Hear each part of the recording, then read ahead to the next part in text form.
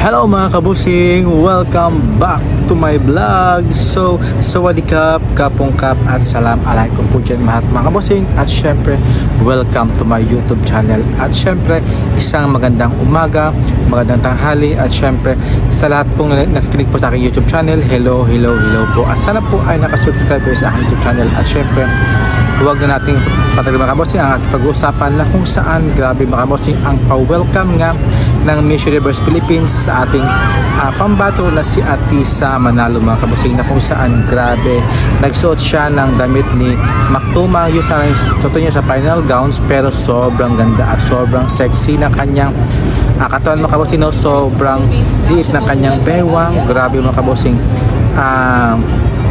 Napakaganda at napaka-elegante tingnan mga kabosing yung kanyang gown. Sana mga kabosing sa final gowns, pero yung kanyang sinuot is kay Mactumang, kay Baltaguba mga kabosing.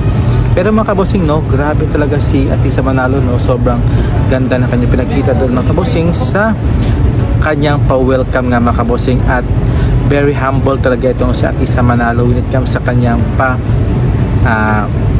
pa-welcome mga kabosing doon sa Mall of Asia Arena. At syempre doon ito sa may building, sa taas, at doon siya nagkumakaway-kaway mga kabosing para sa kanyang fans na sumusuporta mga kabosing sa kanyang pa-welcome nga. At ang grabe, sobrang daming tao mga kabosing doon na hindi mo talaga inaakala mga kabosing na ang daming tao talaga mga kabosing. At syempre deserve naman talaga ni Atisa Manalo na ihanay siya sa mundo ng pag-welcome nga mga kabosing sa kanya, dahil binigay naman talaga niya Atisa Manalo yung kanyang buong lakas at syempre yung kanyang pagbigay talaga ng magandang laban dito sa Miss Universe. At syempre nag third runner up niya mga kabosing. At grabe mga kabosing, no, yung mga supporter ng mga Pilipino sa kanyang pa-welcome sa kanya na mga kababayan dito sa Mall of Asia Arena mga kabosing. Grabe, ang ganda ng kanyang float at syempre yung kanyang speech doon mga kabosing, at yung kanyang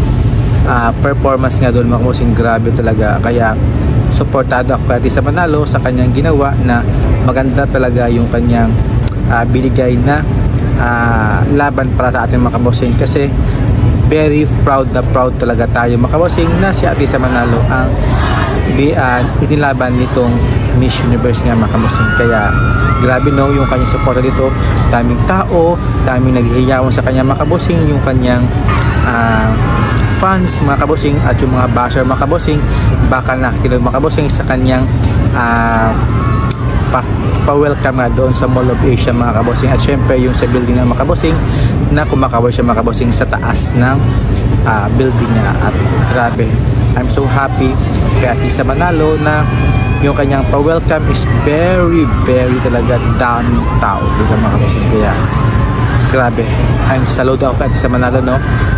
Dinumog talaga yung kanyang pa-welcome ni Atisa Manalo. Grabe, Atisa Manalo, you're the one talaga mga kabosing. Basta kay Atisa Manalo, dami talaga lang sumusuporta, at syempre dami talagang pupunta doon para makita ang nag-iisang Diyosahan ng Pilipinas ng mga kabosing nitong 2025 sa Miss Universe. Kaya kayo mga kabosing, anong masabi mga kabosing sa dinumog talaga at dinagsa itong si Atisa Manalo sa kanyang pa-welcome nga doon sa Mall of Asia. Kaya bye bye mga kabosing, and see you in my next vlog. Keep safe po.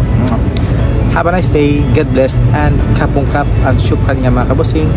Wow, grabe, si Atisa Manalo ang nagbalik ng sigla ng ating bansang Pilipinas sa kanyang pa-welcome. Kaya bye bye.